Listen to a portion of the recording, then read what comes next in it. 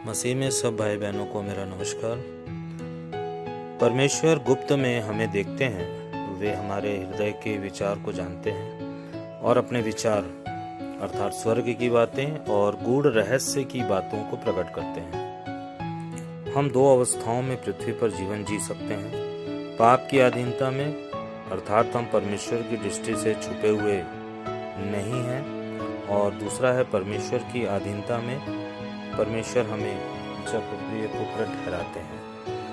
पाप की अधीनता अर्थात पाप के प्रति जीवित और संवेदनशीलता व पाप अर्थात शारीरिक सुख की अभिलाषा को प्राप्त करने से है। परमेश्वर की अधीनता जो पाप के अधीनता से छूट गया अर्थात पाप का स्वभाव या मनुष्यत्व यीशु के साथ क्रूसित हो गया, अर्थात अब वह पाप का दास नहीं रहा, क्योंकि वह शरीर की अभिलाषा की मृत्यु को प्राप्त कर चुका है मसीह के क्रूस में। जो पाप से अलग हो गया वही परमेश्वर का दास है, अर्थात जिसे संसार से अलग किया गया है। रोमियो की पत्री 6 अध्याय उसके 23 वचन के अनुसार, क्योंकि पाप की मजदूरी अर्थात जो प्रतिफल है वो मृत्यु है। परमेश्वर ने हमें 2 वाचा दिया है, पुरानी वाचा जिसे जो व्यवस्था या नियम है जो कि शारीरिक शुद्धिकरण पर आधारित थी, और नई जो वाचा है वह भी व्यवस्था या नियम है जो आत्मा की व्यवस्था पर आधारित है। दोनों वाचाओं का मूल आधार आज्ञाकारिता है। पाप हमें उलझाता है, भ्रमित करता है, वहीं धार्मिकता हमें सत्य की पहचान की ओर ले चलती है। आत्मा हमें सत्य की ओर ले चलती है।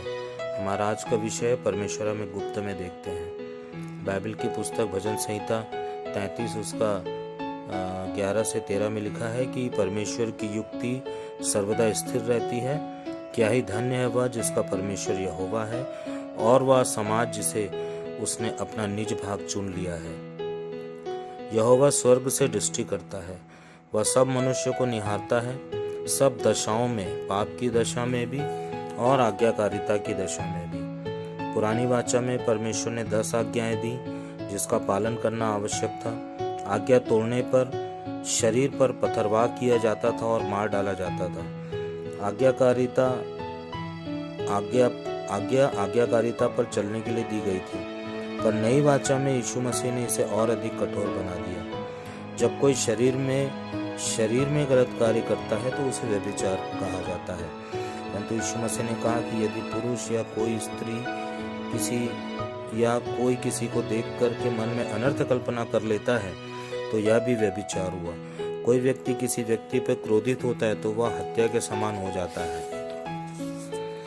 पुरानी वाचा में जब कोई व्यक्ति व्यवस्था के विरोध में कार्य करता था तो उसको दंड दिया जाता था। लोग पथरवाह करते थे, लोग न्यायी बन जाते थे, बशर्ते कि वे भी कहीं ना कहीं पाप की दशा में पाए जाते थे। पर नए नियम में यीशु मसीह ने कहा, पहला पत्थर वही मारे जिसने कभी कोई पाप ना किया हो।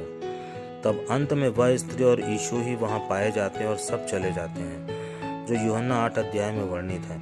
चाहे व्यवस्था का उल्लंघन हो या आज्ञा का उल्लंघन हो, दोनों बातें जब परमेश्वर की ओर से दी गई हैं तो उसके विरुद्ध जाना पाप है। परमेश्वर के विरुद्ध जाना पाप है। बाइबल में कई पाप के विषय में लिखा है, परंतु परमेश्वर के वचन का आज्ञा पालन हमें सब पापों से दूर रखता है। परमेश्वर की आज्ञा का पालन करना मानो जलते हुए दीवट के प्रकाश को देखना है। किसी भी उपयोग किए गए बर्तन को बाहर व भीतर दोनों तरफ से मांजना व साफ पानी से धोना होता है। मरकुस 7 अध्याय उसके 18 से 23 वचन में लिखा है, वचन का सार यह है कि वे बातें जो मनुष्य के भीतर से निकलती है वही मनुष्य को अशुद्ध करती है, क्योंकि मनुष्य के मन से कुविचार, व्यभिचार, चोरी, हत्या, परस्त्रीगमन, लोभ, दुष्टता, छल, कामुकता, ईर्ष्या, निंदा, अहंकार, मूर्खता, सब प्रकार की बुराई मनुष्य को अशुद्ध करती है। यूहन्ना 8 अध्याय में 7वें वचन में यीशु मसीह ने कहा, जहाँ एक भीड़ खड़ी थी और वे उस स्त्री को मार डालने के लिए तत्पर थे, यीशु मसीह ने कहा कि तुम में जो निष्पाप है पहला पत्थर वही मारे। अर्थात किसी पापी व्यक्ति को न्याय करने का कोई अधिकार नहीं। इस पृथ्वी पर हम छिपे हुए नहीं हैं। प्रत्येक समय हम परमेश्वर की आंखों से देखे जा रहे हैं। हमारा लेखा लिया जा रहा है। परमेश्वर ने यीशु को जब उसने बपतिस्मा लिया और जब पानी के ऊपर आया, उस समय भी परमेश्वर देख रहे थे और आगे आकाशवाणी हुई, ये मेरा प्रिय पुत्र है। दूसरा इतिहास 16:9 में बाइबल कहती है कि क्योंकि यहोवा की आंखें समस्त पृथ्वी पर फिरती रहती हैं और जिनका मन संपूर्ण रीति से उसका है, उनकी सहायता करने में अपनी सामर्थ्य को वह दिखाता है। अर्थात जो आज्ञाकारिता पर चलते हैं, आत्मा की व्यवस्था पर पूरे मन से समर्पित रहते हैं।